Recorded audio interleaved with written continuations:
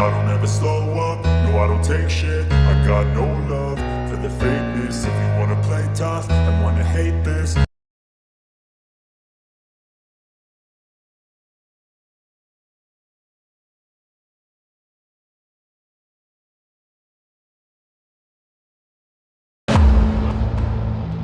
Di umano, batang multo, nag-I love you, nakuhanan pa raw sa CCTV. Ang sanggol ni na Ashley at John na si Baby Blair, likas daw na malambing. Pero ang ikinagulat ng mag-asawa, ang kanilang baby, parang biglang may sinabi.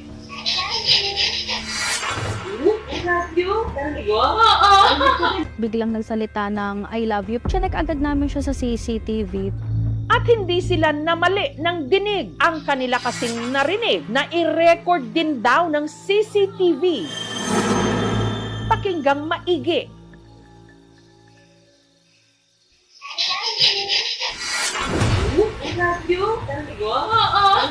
Pero ang kanilang ipinagtaka, ang kanilang anak, 8 buwang gulang pa lang, hindi pa nagsasalita. Hindi po siya masasabi ng 8-month-old na baby. At higit sa lahat, nung tignan nila ang kuha ng CCTV, Hindi naman bumuka yung bibig nung anak ko. Makikita din po kasi sa CCTV na pagkasabi po ng I love you, meron po siyang tinitigan dito sa part na to. kung hindi ito boses ni Baby Blair, kaninong tinig ang nai-record? Natakot po ako noon kasi po dito po kasi talaga sa bahay meron pong mga ibang mga nagpaparamdam.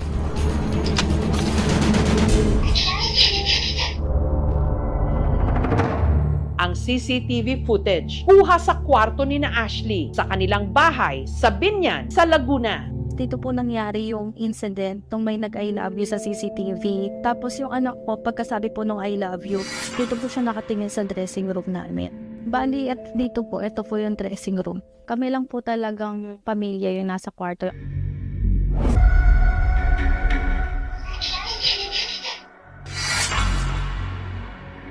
Wala pong nakatira ditong bata. Wala rin daw silang kapitbahay na posibleng nasa likod ng boses na yon. Magkakalayo raw kasi ang mga bahay sa kanilang lugar. Kaya ang magkakamag-anak nagkakatakutan ngayon.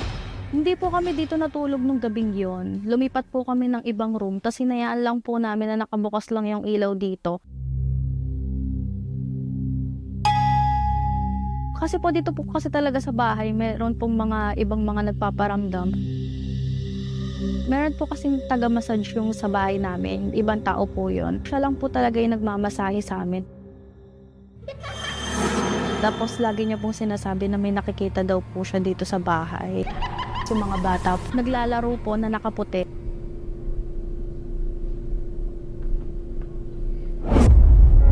Ang pinaniniwalaan nilang bata, minsan na rin daw nagparamdam sa tiyuhin ni Ashley na si Ronald.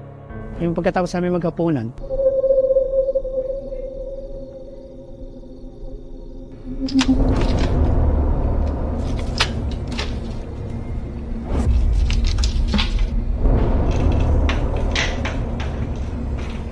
Ano yun?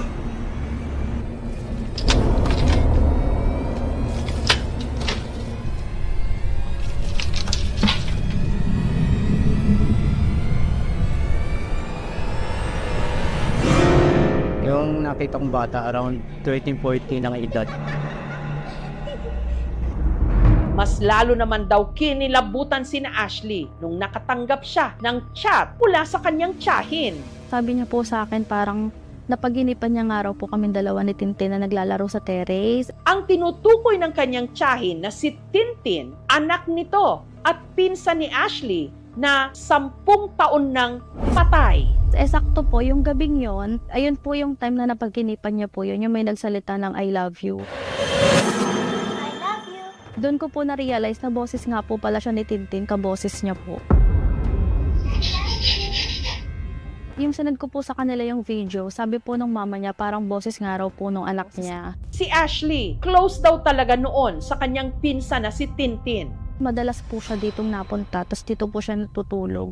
Kwento ng kapatid ni Tintin na itago natin sa pangalang Hana, taong 2016, matapos bumisita ang nooy 14 anyos lang na si Tintin sa dentista, ang kanyang bibig nagdugo. Parang may nadali sa ngipin niya. Pina-check up namin siya sa mga iba't ibang ospital. Hindi nila maalam kung ano bang case or anong sakit. Ang ginawa namin, pinalbularyo namin. Sabi po ng albularyo, ang nakikita daw po nila sa picture ni Tintin is demonyo po. Kaya kinakabahan po ako pag pinag-uusapan po siya. Mula noon, nag-iba raw ang kilos ni Tintin. Ako po nagbabantay sa kanya. May mga chances na mag-isa siya sa taas para may kinakausap siya. Napagpasyahan nilang ipasyal siya noon sa bahay ni na Ashley. Dinala po namin siya dito. Baka po kasi gumaling kapag nakita yung mga pinsan. Habang kumakain daw si Tintin sa bahay ni na Ashley, bigla na lang nag-iba raw ang kilos nito. Tumulala po siya nun.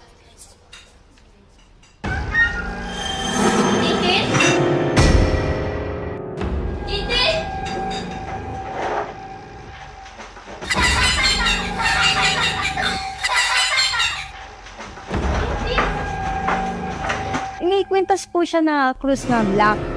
Hinila niya po yun. Tatakot kami lahat ng mga pinsan ko. Para po siyang nasaniban.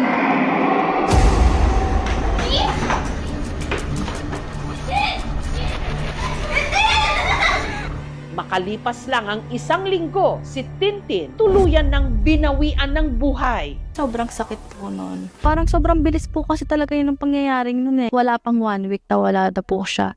Ayon sa kanyang death certificate, ang kanya raw ikinamatay, leukemia o cancer sa dugo. Hanggang ngayon po kasi kapag napagkakwentuhan po yung mga about sa ate ko, masakit po talaga. Halos isang dekada na mula nung sumakabilang buhay si Tintin. Pero paniniwala nila, muli itong nagparamdam.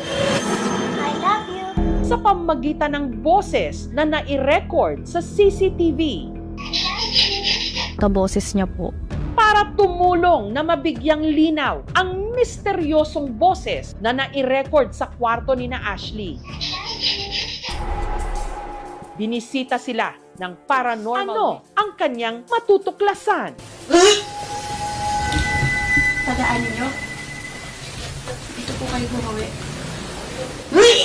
Kaya ba't hinahawakan yung pinili ko? Mabigat na kanina sa baba pala ako. Merong umaano sa